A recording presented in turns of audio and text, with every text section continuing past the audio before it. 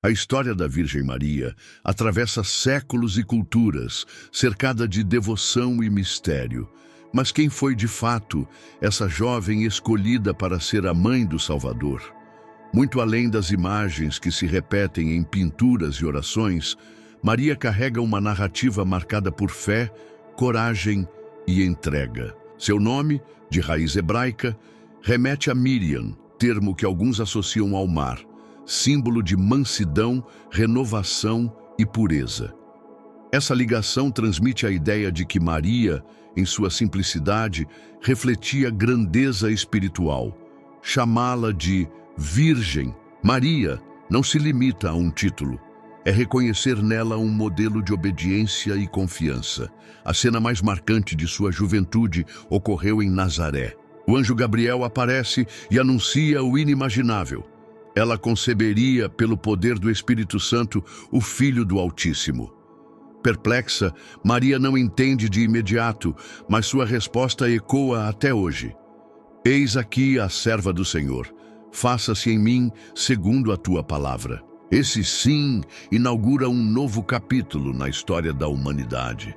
Não é exagero dizer que naquele instante a fé de uma adolescente mudou o destino do mundo. Maria poderia recusar-se diante do medo, da vergonha ou do risco social, mas escolheu confiar. Seu ato de entrega é visto como o oposto da desobediência de Eva.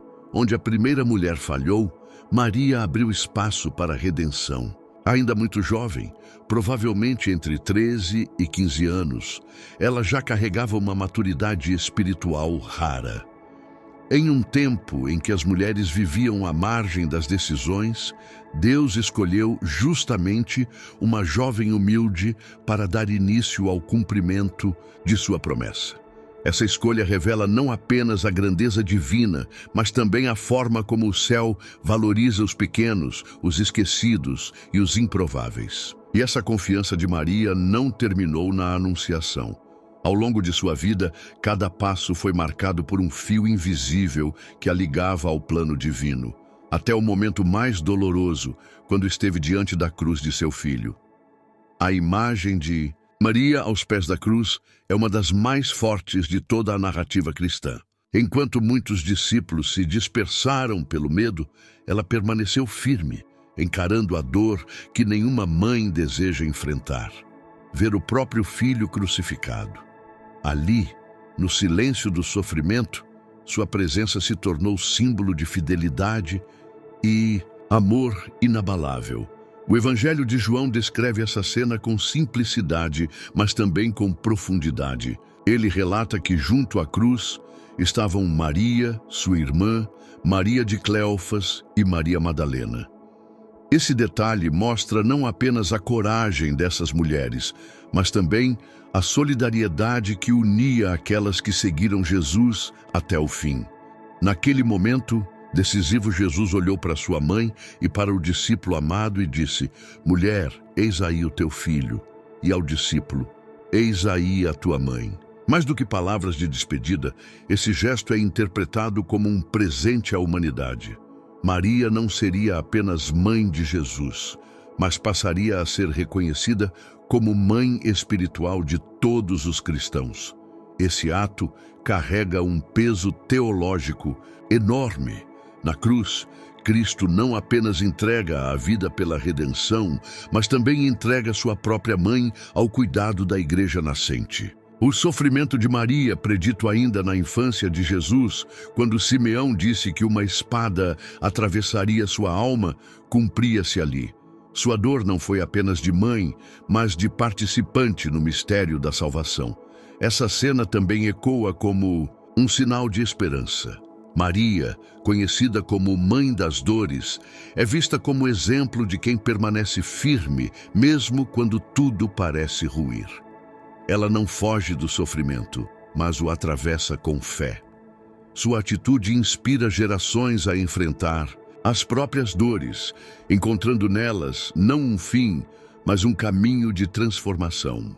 Até mesmo detalhes aparentemente pequenos, como a menção de Maria de Cleofas, reforçam essa rede de relações e apoio que cercava Jesus. A tradição sugere que ela poderia ser uma parente próxima, talvez prima de Maria. Isso mostra como a família ampliada de Jesus e seus seguidores viviam unidos em fé e lealdade. A cruz, portanto, não foi apenas um lugar de morte, mas também o cenário de um novo começo. Para Maria, para os discípulos e para todos que acreditaram no legado de Cristo. Depois da cruz, a vida de Maria continua envolta em silêncio e em pequenas cenas cheias de significado. As Escrituras não traçam um roteiro detalhado dos seus últimos anos. Por isso, a tradição, oral e escrita, tomou o lugar do documento, preenchendo lacunas com memórias afetivas e relatos que atravessaram igrejas e séculos. Alguns textos antigos e relatos dos primeiros cristãos descrevem Maria vivendo entre os discípulos, especialmente ao lado do apóstolo João. Há tradições que a colocam em Jerusalém. Outras, mais tardias, associam-na a Éfeso, onde João teria morado. Cada lugar que a reivindica quer guardá-la como testemunha viva do início da comunidade cristã. Essa variedade não anula o essencial.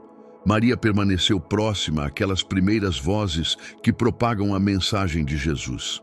Com o tempo, floresceram histórias chamadas de trânsitos ou dormição, relatos que narram com delicadeza a passagem de Maria da vida para a morte e, em muitas versões, a sua elevação ao céu.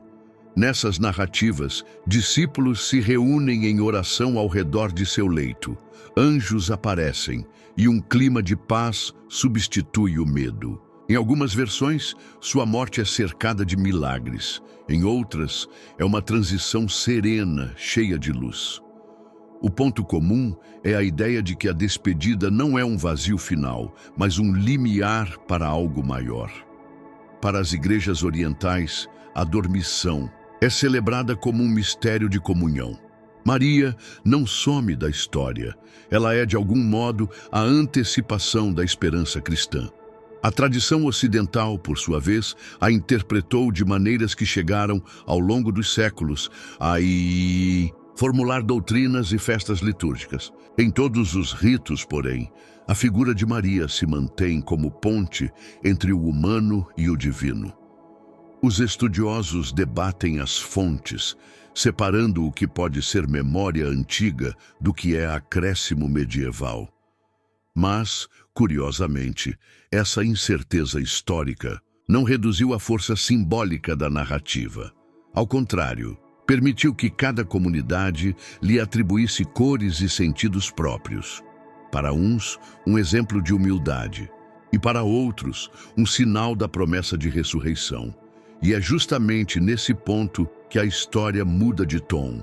As tradições começam a falar de corpo e alma reunidos, de uma elevação que não é só espiritual, e sim um gesto que ilumina a crença de que a vida humana, no seu ápice, tem dignidade que transcende a morte. Esses relatos preparam o terreno para decisões teológicas posteriores, decisões que, séculos depois, se tornaram dogmas oficiais para parte da cristandade.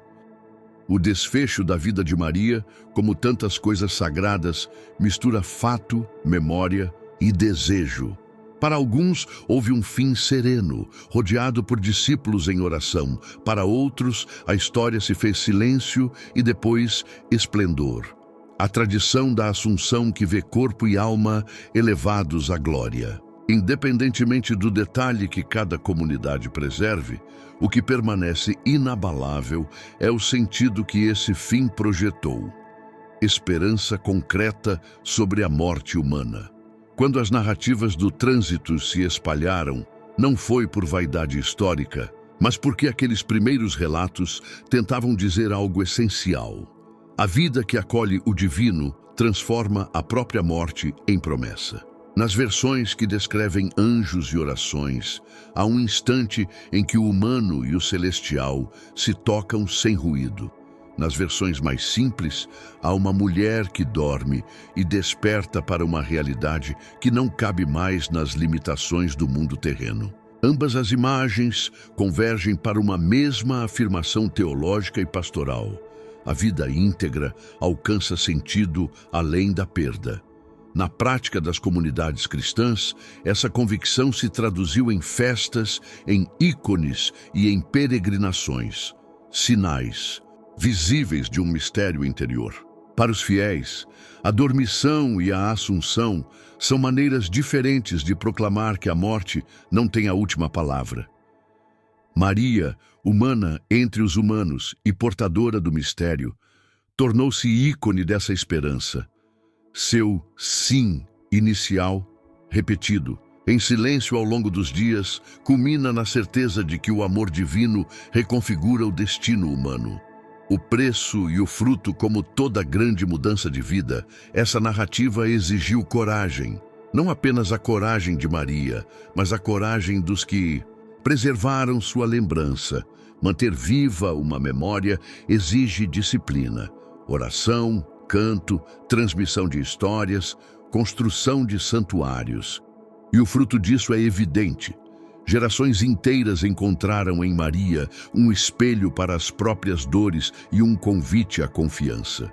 Mesmo para quem olha de fora, sua história toca porque fala de entregador e resiliência, elementos universais. Ao final, o que importa não é decidir entre versões, mas perceber o que aquela figura provocou hoje. Um convite à presença em meio ao sofrimento. Uma lembrança de que o ordinário pode ser porta para o extraordinário. Se a história de Maria te trouxe consolo, inquietação ou curiosidade, há um caminho a seguir. Ouvir outras tradições, ler as fontes antigas, conversar com quem vive essas festas e ver como, em cada cultura, ela continua a falar.